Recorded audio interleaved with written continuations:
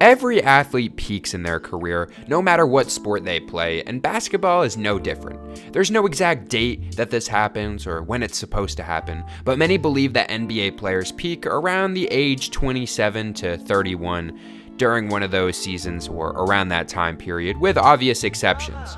Many stars can start their peak before this or after, but one thing remains the same. It's a lot easier to climb the mountain the first time, but once you hit that peak and start falling down the mountain, it's almost impossible to climb back up.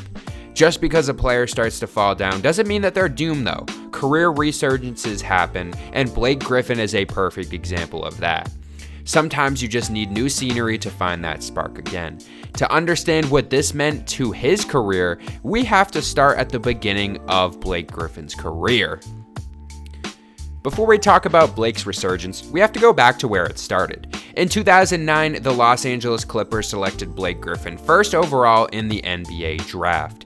From the moment he entered the league, he was a human highlight reel. Explosive athleticism, insane dunks, and he won the Rookie of the Year award after averaging 22.5 points, 12.1 rebounds, and 3.8 assists his rookie season, some fantastic numbers all time.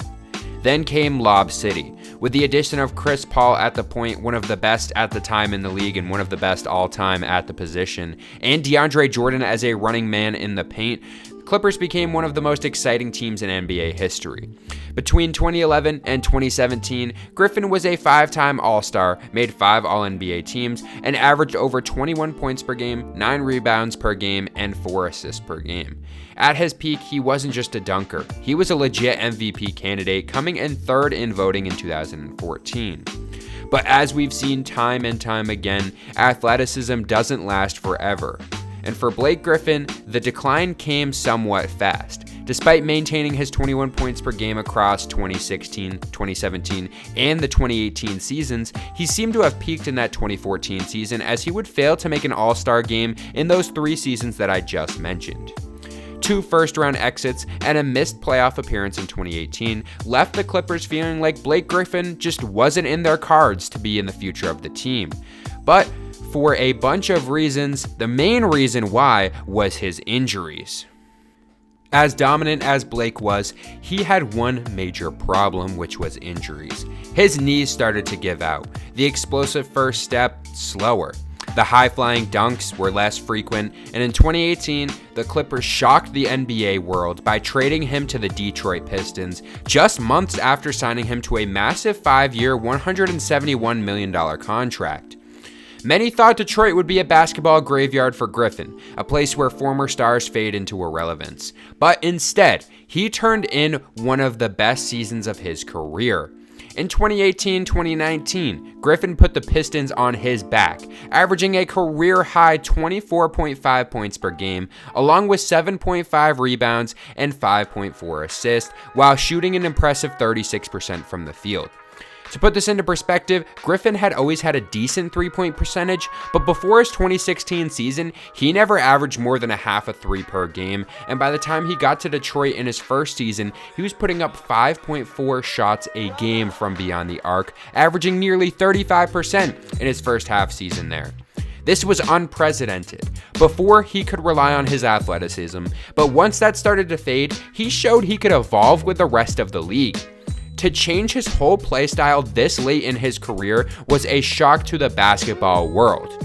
This wasn't the same Blake Griffin who dominated with dunks and brute force like he did in Los Angeles. This was a new, refined version who relied on skill, IQ, and shooting rather than just raw athleticism. In his first full season in Detroit, he would be named an NBA All-Star for the 6th time, making it clear that he was still an elite player despite all the doubts and would make the All-NBA 3rd team in his efforts. His incredible performances carried the Pistons to the playoffs for the first time since 2016, proving that he could be the centerpiece for this team. But, like every good story, there is an unfortunate ending. Right when it seemed like Griffin had successfully reinvented himself, his body gave out once again. By the time the playoffs arrived, he was playing through serious knee pains. Despite being clearly hobbled, he still suited up and went against the Milwaukee Bucks in the first round.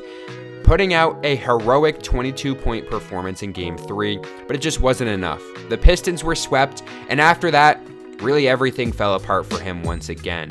The injuries that had plagued him for years finally caught up to him. Griffin underwent another knee surgery, and when he returned for the 2019-2020 season, he was no longer the same player. His explosiveness was almost entirely gone at this point, and his shot, which he had spent so much time adapting to and performing well before, just wasn't going his way, and he struggled to keep up with the pace of the game. He played just 18 games that season before being shut down, and by 2021, Griffin was averaging just 12.3 points on 37% shooting, and he wasn't even attempting dunks anymore. The once explosive superstar was now barely a rotation player on a losing team, and the Pistons realized that their spark that they once found in him just failed. He was no longer a fit for their future. Someone bought out his massive contract, allowing him to become a free agent, and he would end up joining a super team in the Brooklyn Nets, where he would see some success. We would see some version of the old Blake Griffin throughout some of the games, but overall, he still just wasn't himself or the version that we saw when he was in Detroit. So was Blake Griffin's career resurgence a success? I would definitely say so. It's one interesting thing to look at because when he was in Los Angeles, looking at it statistically, his numbers did go down from 24 points, but he was averaging those 21 points per game over those 3 seasons. It just seemed like he wasn't progressing as a player. But the thing that made this comeback so impressive for me was that he adapted to the game. He developed a 3-point shot, and those averages that we saw, a guy that was averaging 0.5, maybe 0.6, just over half a 3-pointer a game, was putting up almost double-digit threes and shooting a pretty decent percentage, especially for his position at that time, which was just insane. We've really never seen something like this happen before, and Blake Griffin, especially during that time period, those early 2010s, he was able to use that athleticism, but especially now, the game called for him to develop, and he did everything he could. Knowing that he missed the step in his athleticism, he went out there and perfected his craft from 3 and proved that he really was a all-NBA MVP caliber talent before and made that all-NBA third team when he was in Detroit. Unfortunately, we didn't get to see that miracle run that we would have hoped for due to some injuries and the Pistons just being a little far off